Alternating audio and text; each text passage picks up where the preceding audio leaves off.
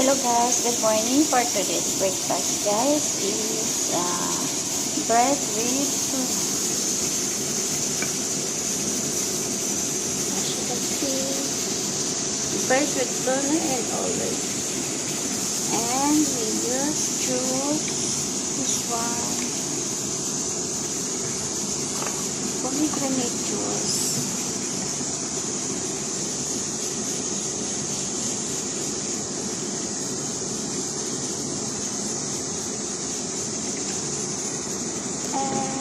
That's it. And we enjoy our breakfast.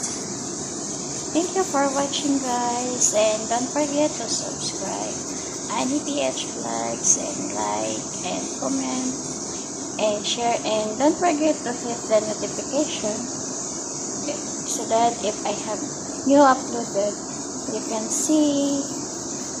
And thank you guys for watching. And happy Sunday to each and everyone. And more power. God bless us all. And bye-bye guys.